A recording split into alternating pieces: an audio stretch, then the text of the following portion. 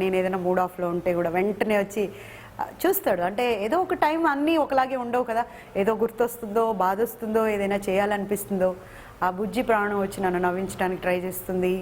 అమ్మ బయటికి వెళ్దామా ఇప్పుడు అంటుంది. అంటే వాడు ఏమడిగినా నేను కాదనే ఒక ఇది, కానీ అది అక్కడ అది కాదు, అమ్మను ఆ మూడ్లోంచి బయటికి తీసుకురావాలి అని.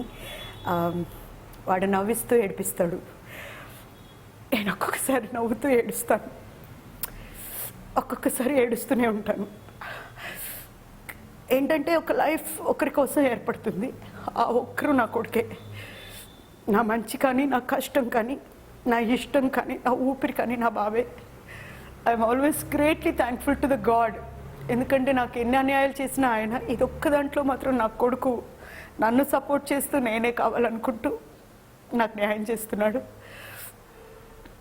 I can't miss him, I will never miss him.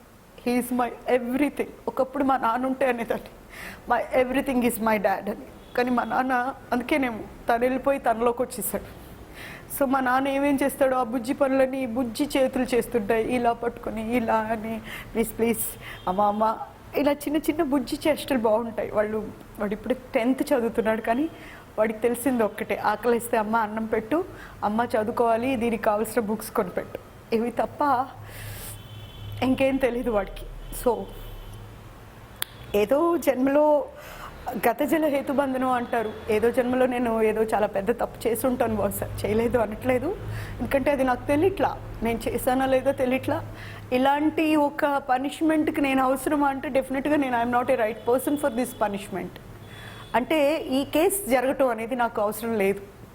అతను వెళ్ళిపోయాడు, నేను సంపాదించుకుంటున్నా, నా రెక్కల్లో కష్టం ఉంది, నేను ఇండస్ట్రీకి రాకుండా కూడా నేను నా బతుకు నేను బతుకుంటున్న టైంలో ఇది నిజంగా చెప్పాలంటే ఇట్స్ ఎ బ్యాడ్.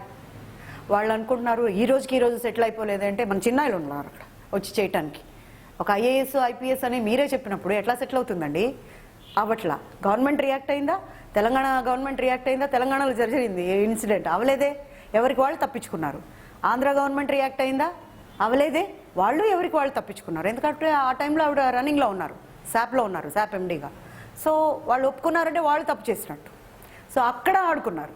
పోనీ సెంట్రల్ వాళ్ళు ఏమైనా రియాక్ట్ అయ్యారా అంటే మొన్న రియాక్ట్ అయ్యారు. అంటే ఒకవేళ నిజంగా కదిలిందేమో, జగన్నాథరెడ్డి చక్రాలు మొదలయ్యాయేమో, సో మంచి రోజులు వస్తున్నాయేమో. నేను ఇప్పటికి కూడా అవ్వలేదు అనుకోవట్లేదండి. ఈ గ్యాప్ రావటం అనేది నాకు ప్లస్ అయింది. నా దగ్గర ఇప్పుడున్న ఎవిడెన్స్లన్నీ నేను ఒక ఫైన్ డే నేను పెట్టాల్సిన దగ్గర పెడతాను. సో ఆ రోజు ఆబ్వియస్గా అందరూ ఈరోజు అమ్మాయికి ఇలా జరిగింది అనుకున్నారు, ఆ రోజు జరిగిన ప్రతి ఇన్సిడెంట్ని ఎంజాయ్ చేయాలి జనం. ఇంతవరకు నేను లోపలే అయిపోతుంది, ఏదో సెటిల్ అయిపోతుంది, ఏదో అయిపోతుందిలే అనుకున్నాను. హీ మస్ట్ బి పనిష్డ్, దాంట్లో ప్రసక్తే లేదు. వదలను అతనికి పనిష్మెంట్ జరగాలి, శిక్ష పడే వరకు వదలను, ఏం కావాలన్నా చేస్తాను. This is final.